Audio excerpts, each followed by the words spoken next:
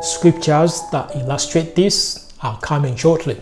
So this clarification linking Jesus' elect to what they become the future is crucial to establish first, because it is the clearest way to show how this figure of number 4 comes into being in Scriptures. There are other brief examples we could have used, but they would necessitate the reader to know all categories of rulers we are talking of, because they're also given in figures of speech. For an example, vessels or door elements like lintels or thresholds or even windows. So these would require someone to know what rulers these mean or refer to, that they may understand the number that represents them in the context. So we use the context of children or men who become rulers as these signified by various temple elements, including vessels or water jars and all these elements you see in the temple. They all meant rulers in various categories and various natures from all categories of creation that God chose to set over God's creation. So these explanations to illustrate who is meant and who is who in figures of speech or vessels, these will be too lengthy. Therefore, we chose to go with the example of children or men who become princes or high creations of God set over God's creation. So other numerical symbols are somewhat laid on the surface to be understood, with some effort granted, but they are easy even to a person who is not familiar with these numerical symbols. But this one of 4 is not plain, because powerful creations it refers to are themselves given in figures of speech, like items or vessels we mentioned, vessels of brass and of gold or silver, and some measuring 4 cubits, whereby some measures of 4 cubits aren't specified as to what it refers to or what a measure it is of, whether height or circumference. So it is given, it is hanging, you would know what it refers to. But if you knew what 4 means, you would know what things it's speaking of, even though it isn't indicated of what element or what side it applies to as a measure, besides not knowing that those vessels themselves are symbolic for servants. These are the details we're dealing with in numerical symbols. That's why it's not a preferred teaching in the pulpits, because it's cryptic. All these missing links would require, therefore, to clarify with lengthy explanations. We therefore illustrate cases that are easy to recognize, though circuitous explanations may get. Let's strengthen the point that of all glorified states which Jesus' elect become in the new age, that of princehood is the plainest as foretold in Scriptures. And as this is the plainest in the prophets to mean might, even though those signified by the number 3, among them some are also powerful, but those referred to by the figure of 4 are categorically mighty creations in the class called princes. The first link of this figure of 4 to rulers formed by Jesus Christ was a symbolic representation of the day of their formation by the Prince of Princes, who is Jesus Christ. That day of their formation was the point of the 14th of the Passover, and it is our first illustration of this symbolism of the number 4 in Scriptures. Now, this should be a brief illustration in itself, because we illustrated the symbolism of the number 1 and its fractions already, as it even appears in the laws of Moses, in that these small measures of 1 and its fractions refer to the highest class of rulers, depicted as measures of 1 cubit or 1.5 measures found on golden items, because of what gold means. Golden items in the most holy, because of what the most holy means. The figure of 14 is because specific rulers who are future rulers and their dominions, dominion times. These times are depicted starting with a particular time of the day. So this time of their dominions is depicted starting from a time of the day, for example, the morning or evening, all through to the length of days or months or years and so forth. But their particular natures or elements of their influence, these are specified by the number of unique days in the month or the number of the month in a year, or by length of years. So the primary purpose that these specific times serve in scriptures, for an example, the duration of a day, or specific days, or dates of days and months and years of observance, that purpose was to specify natures of rulers over God's creation. And by rulers, we refer to spirit rulers with remarkable influence behind the scenes of man's practices. Now, to Christians, the 14th or the Passover seems the most understood as to what it refers in the laws of Moses. But the rest of observances, that means of specific days, these seem to be not understood, because as the 14th of the Passover was important and to be correctly observed, so are other days also important before God. And so it's not good at all to understand only part of the laws and not understanding the rest. So these two numbers in this 14th are there to specify two kinds of rulers, or a kind over God's creation and their circumstances. This structure as given here of this number 14 is one form of how this figure of speech of numbers is used to show these things of dominion in scriptures, because there are other forms of this figure of speech which appears as fractions of these measures. For an example, the portions of meat offerings and drink offerings given in their fractions. Using these very numbers, they all specify aspects of dominion in the context of a higher ruler and a lesser ruler. And that is also the point of the 14th day and the 10th day which comes before it in the first month. The point of the 10th day of the first month of choosing the lamb of sacrifice was because of the use of these figures when they are combined, here given as a 10th or a 14th. So the lamb was chosen on the 10th because of what the figure of 1 and 0 signify, but kept until the 14th because of what that number 1 and the number 4 signify in the 14th day. We shall illustrate these things closely, and then you see how the figure comes to be in scriptures, starting with the laws of Moses, but appearing as counts elsewhere in scriptures. So these figurative numbers signifying future rulers are the reason for the beginnings of months and special days in the middle of certain months in all the laws of Moses, and also the measures of Ezekiel's temple, because you see in there also their figures multiplied, because sacred structures signify God's servants with influence of a kind, till those who have phenomenal influence over all creation. So it concerns some with basic influence all the way to those who have phenomenal influence. So all those who have no influence but are significant in the things of dominion, these are simply given us a measure of a number but in the multiple of 10. So ages of manifestation of certain of these rulers, these ages were prefigured by observing rigid appointed times, because all rulers are unique in their day as rulers over God's creation. Ruling over God's creation is not like rulerships among men.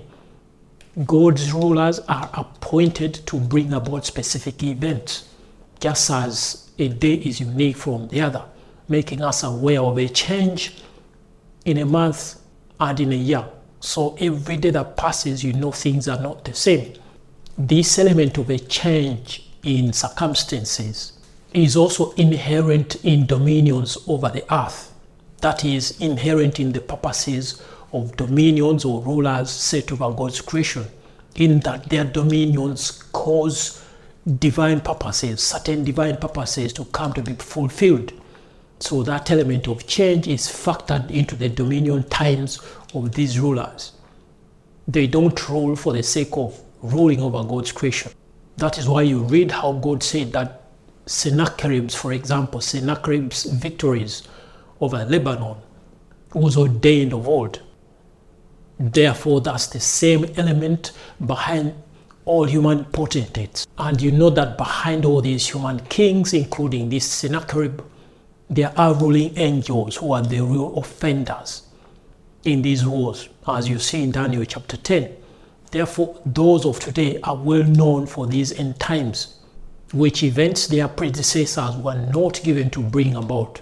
That's the idea of giving power to some beasts, commanded to do certain things in Daniel, while others are not given to do so, or allowed simply to continue. That is the whole point of specific times and days of observance, all the way to years of observance. Therefore, if God, for an example, prefigured manifestation of certain of these rulers coming in their dominions in the end of times, but that coming into their dominion falling on a specific day of observance, if that day is switched to another day, the implication of that switch is to mean other rulers whom God didn't appoint. This blindness of signifying other things in the future by our actions in the laws of Moses, or even today spiritually by things we do in churches, things that God didn't command, or things that signified judgment as a result. That is why a man, for an example, was stoned that was found on a Sabbath collecting sticks, because a man is a figure in scriptures. Collecting sticks is a figure in scriptures. Lighting a fire is a figure in scriptures. Even a fire itself is a figure in scriptures. Now, we can't go into details of this figure of speech that collecting sticks on a Sabbath means, but this man collecting sticks ultimately signified things of a kind not to be found in circumstances of what a Sabbath day means. And therefore, in doing so, as a ruler signifying things on a Sabbath, he had to incur judgments of stoning, whereby also that stoning is a figure. That's how elaborate these laws signified things of phenomenal implications, but doing which things blindly, people incur judgments. That's why even animals coming to a mountain had to be stoned, even though you know that animals are senseless. So these were all figurative rituals pointing to future realities. So these were all commandments to prefigure realities in the new age, to point to rulers, among which are sons of men and spirit beings, signified by cattle and all these animals and birds. So this brief perspective we took to illustrate the reason for specific days and length of time of observance and actions in them, which had people killed and the entire nation expelled from the land for having neglected their proper observance, because they had phenomenal implications. Jesus' elect who became princes are the reason for one of the first 2 dates of observance given to Israel when they were just coming out of the land of Egypt. So formation of princes is the reason for the 14th day being one of the 2 days of observance that were given to Israel while they were still in Egypt, even though that Passover or the 14th day starts with salvation. So that's the starting point of their formation. But their reality being in the picture in these rituals is represented by the number 4, a number that represents their influence as rulers for God, because God speaks of things that are not as though they are already. So this depiction is because symbolic numbers and days of observance are there in scriptures to signify about rulers, evil or not. That's why you see a 666 in the book of Revelation. That means beings of influence among children of men, empowered by powers of darkness. Essentially, that's the meaning. So from the following scriptures, before we break down what the 14th means in the laws, let's first emphasize that Abraham and his seed is all about rulers, or those called princes, but starting with salvation granted, rulers over God's creation, allegorized in Genesis, but a figure of speech that has escaped many. So the 14th, we as Christians know it concerns Jesus' work, and his work concerns the people he forms as new rulers because of his work. Rulers called sons of God. Therefore, we see that number again, the number 4, reflected in the 144 cubits of the wall in the book of Revelation, or even 144,000 counted, said to be scepters of Israel. or the altar in Ezekiel, said to be 14 cubits. But again, that altar in Ezekiel 43 described in terms not fitting a physical altar, because it was said to be 14 cubits. But again, some were called a lion of God or a mount of God. Specifics come, but we're trying to give the basics of how this figure of number 4 comes to be a figure of speech in scriptures. So if time allows, we will illustrate specifics of this Ezekiel chapter 43 as well. So the following singular scriptures proclaimed the priesthood of the elect, that is Jesus and his elect or followers, true followers. A starting scripture which is famous is Exodus chapter 19 verse 6, which also the apostles repeat, where God said Israel shall be a royal nation of priests to him. Now, strictly speaking, to this day, we haven't seen this come into reality in the context of what God means by a priest, let alone being a royal priesthood, a royal nation of priests. God doesn't embellish. This is because these things are future. And that's why also Peter affirmed after hundreds of years when Moses uttered that statement, Peter also saying that we are called a royal priesthood. Therefore, Peter shows that that promise of being a priesthood is extended to Gentiles grafted in, according to 1 Peter chapter 2. He meant this reality of priesthood, which is still future. Remember that God doesn't embellish. He simply speaks of things that are not as though they already are. Therefore, as Jesus Christ is known to be a priest today, so shall his elect be in millennial circumstances and duties we cannot go into specifics of. But for now, we simply illustrate how they get to step into those shoes, so to speak, roles called princes over the earth. Another scripture that affirms princehood among Jesus' followers is Revelation chapter 1 verse 6, also Revelation chapter 5 verse 10, which repeats that we are kings and priests. Of the prophets who also foretold this glorification is David in the Psalms. He prophesied about this exaltation of humans to the station of princes, and that is in Psalm 45 verse 16, which you already saw, saying Messiah will choose from among his sons those to be princes over the earth. Prince is a title of might. Among children of men, we know princes to be sons of kings, but that's not so. It's spiritual. So in that respect, we understand it in a pigeonhole spiritually. Moreover, a title called prince is synonymous with that called sons of God, or a son of God, or at times simply called God, small God, granted. Again, that title of prince is also called cedars, but simply called trees sometimes, beside others not very familiar.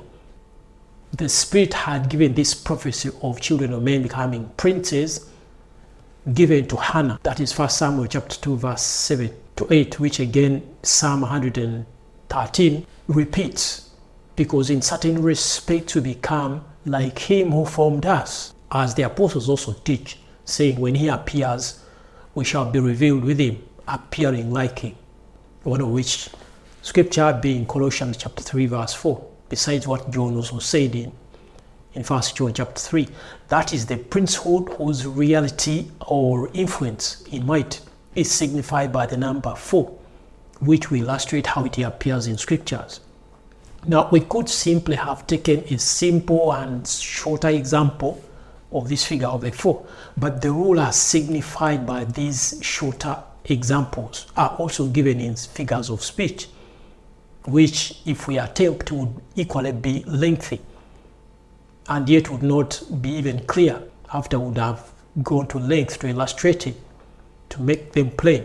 But that of Jesus' elect is plain, kind of easy to follow because of what it said of followers of Jesus Christ in the Gospels, as opposed to those who read their Bible, because many do not know that Jesus Christ's followers get to be rulers in high places, not on earth. This is a false teaching.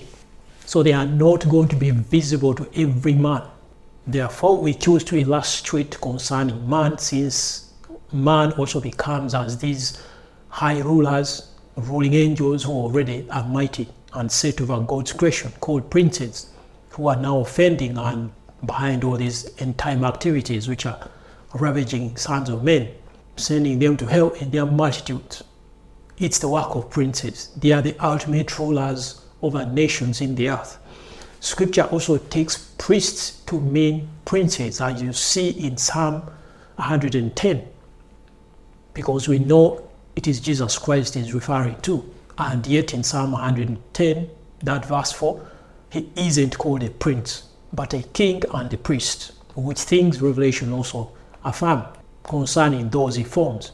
And so in Exodus, when God ordains Israel as a nation of priests, while they were sinners, there were physical realities to take them through first till they become that kind of ruler over God's creation, or till they would become that royal nation, which things Balaam even saw, saying he saw a people abiding by themselves and not counted among the people. So calling them a royal nation wouldn't be in name only. This concerned individual transformation unto a new creature called a prince. And this is what also Daniel prophesied, that Jerusalem would be built unto an anointed, a prince. Again here, as Christians, we forced an interpretation in this scripture. It wasn't a translation, but we can't run that wide. God ordained Israel to the state of might or influence called a prince in the age to come, because God speaks of things that are not as though they already are. Therefore, Jesus' followers also get to be priests in the order of Melchizedek, as himself is that kind of priest. And the king, as the head is, so is the body. That was the point of them being appointed to a royal priesthood, to mean both a ruler and a spiritual mediator, which peculiar roles Obadiah also speaks of, roles peculiar to what Messiah also came to do. These are the realities also Obadiah speaks of, saying, Saviors shall ascend Mount Zion, so shall his sons be. They are the princes of Psalm 45 verse 16. And in 1 Samuel chapter 2, signified by the number 4 in scriptures. Sons and princes whose formation starts with a symbolic first month on the 14th day, where that number 1 and that of the number 4 referred to two classes of rulers over God's creation in the day of the Passover, which is the 14th day. So this much said should suffice to link Jesus' followers to the class of rulers called princes, which they become among other rulers of God with other titles which we cannot enumerate. And now what remains is to illustrate how this class of rulers is signified by the number 4 in scriptures, which number signifies might essentially. And we use the meaning of the Passover ordinance on the 14th, because this again is easily understood to refer to Jesus' work. That's why we latch on to this 14th, even though there are other cases that we could have used but rulers where these other cases appear, they are not easily understood or cannot be easily grasped as being references to rulers over God's creation. The bare basics which this symbol of the 14th day means is that ultimately Jesus Christ came to form rulers called princes and kings or sons of God, things that the apostles teach or reveal in the Gospels, of which is John chapter 1 verse 12, a kind of might which John marveled at, expressing that surprise as to what children of men become in the future. That surprise expressed in 1 John chapter 3 verse 1, and therefore concluding that whoever has this hope of becoming this kind of ruler purifies himself because of them, that they may get to be or to see these realities in the future. These things the apostles echo, in that we purify ourselves, or we have to strive in our work that we may attain to the realities in that new age. In this symbolic count of the 14th, there are two classes of rulers, therefore, referred to, because this is how this figure of speech appears in its scriptural use when it is given in double numbers in scriptures, if not given as a single number or count or a measure, as we see in the valuation of people in the laws of Moses, whereby we started with single counts of shekels all the way to in counts of shekels in their tens. So in these measures or counts and measures on items like cotton, these counts and valuations whereby we have measures or counts in single digits and that of multiples of 10. Realities concerning rulers over rulers are in the picture. So rulers over rulers are in the picture if that measure or count is in its double digits. But if it is given in a single digit as a measure or a count, say 1 or 2 or 3 and so forth, this means a ruler, but not a ruler over rulers. Again, we repeat, if this figure of speech of numbers appears in scriptures as a double digit of measures of items or counts of items, these symbolic numbers in this format mean rulers over rulers.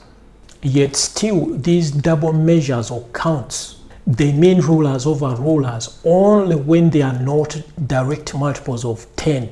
If they are not given as 11, 12, 13, but given as 10, 20, 30, that means the 10s, 20, 30, they are not rulers over rulers.